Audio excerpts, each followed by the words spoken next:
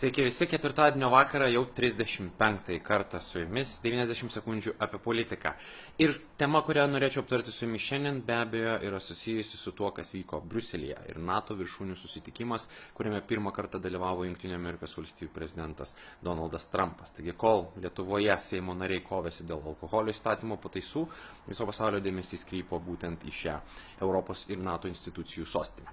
Ir kągi mes pamatėme? Ogi pamatėme pirmąją kalbą, kurią Donaldas Trumpas pasakė kitų NATO lyderių akivaizdoje, kalbėdamas apie tai, kodėl NATO yra svarbus ir reikšmingas Jungtinėms Amerikos valstijoms. Tai buvo simboliška, todėl kad jisai kalbą sakė greta naujosios NATO būstinės, kas lankėsi senojoje, turbūt sutiks su manim, kad jai tikrai reikėjo pokyčių, ir be to greta senosios Berlyno sienos likučių bei memorialo, kuris yra skirtas rugsėjo 11-osios aukoms. Taigi visi labai laukia Donaldo Trumpo kalbos ir pirmojo vizito į Europą bei jo požiūrio į NATO alijansą, kuris, kaip atsimename, iš rinkimų kampanijos laikotarpio buvo kontroversiškas. Jisai nekartą buvo pavadinęs NATO alijansą atgyvenusiu, nepasirengusiu šiandieninėms realijoms, negebančiu atremti terorizmo ir kitų grėsmių.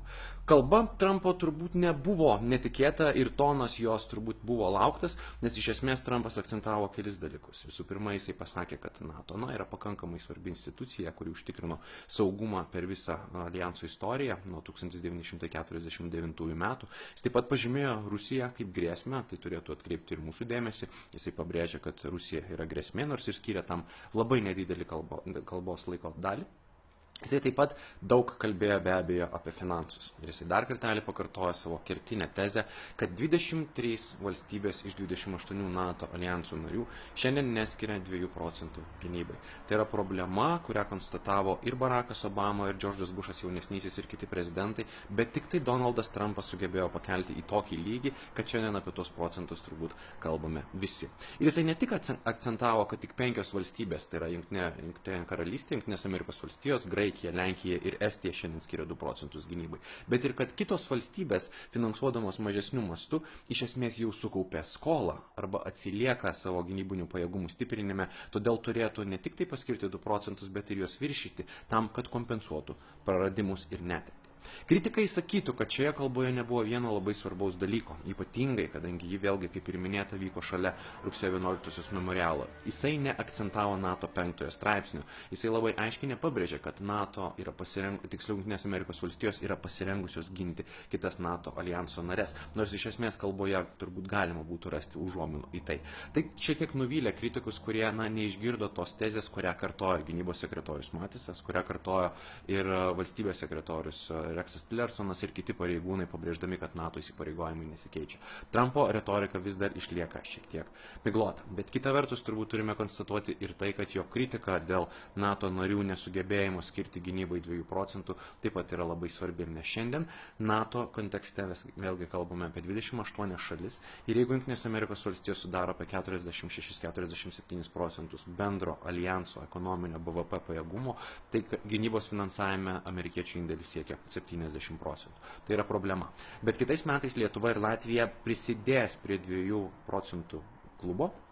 Tai yra bus šalis, kurios kartu ko gero su Rumunija, taip pat 6-ąją narė, kuri tikisi 2 procentus skirti jau šiemet, bus tame klube, kuris Donaldui Trumpui patinka. Ir be abejo, mes tą tikrai turime išnaudoti, nes Amerikos prezidentas akivaizdu tikrai to nepamirš.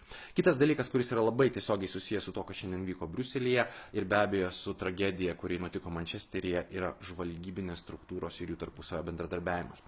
New York Times paviešino nuotrauką iš Mančesterio teroro akto vietos, kurioje matyti, tiksliau kurios matyti teroro akto vieta, taip pat matyti kuprinę, kurioje tikėtina, kad buvo sprogmuo, o taip pat ir tos sprogmens likučiai. Tai nebuvo vieša informacija, tai buvo žvalgybinė informacija, kurią pasidalino sąjungininkai vieni su kitais, tai yra Britai nusintė amerikiečiams, bet ji kažkokiu būdu buvo paviešinta. Ir tai labai supykdė Britus ir turbūt neturime stebėtis. Kodėl? Nes dar anksčiau šiek tiek pirmieji būtent Amerikos žiniasklaidos atstovai paskelbė teroro aktą įvykdžiusio asmens pavardę, nors Britų žiniasklaida ir Britų pareigūnai to dar nebuvo patvirtinę. Trumpas taip pat buvo labai piktas, jis visada piktas ant žiniasklaidos ir nuolatos pabrėžia, kad Amerika šiandien susiduria su problema, kai informacija, kuri yra laikoma slapta arba bent jau mažų mažiausiai konfidencialia, kažkokiu būdu nuteka į žiniasklaidą ir tampa vieša.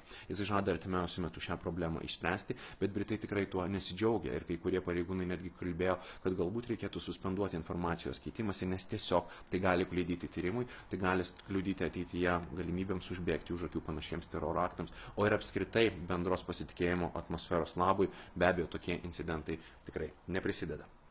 Tai ačiū Jums uždėmesi, šiandien mes kalbėjome apie NATO, kitą savaitę vėlgi aptarsime svarbiausias aktualijas. Labai dėkoju tiems, kurie šiandien apsilankė Login festivalyje mano paskaitoje apie fake news. Tikiuosi turėsime galimybių susitikti su Jumis ir ateityje. O 90 sekundžių apie politiką šiandien baigėsi, pasimatysime jau netrukus. Ačiū ir gero vakaro.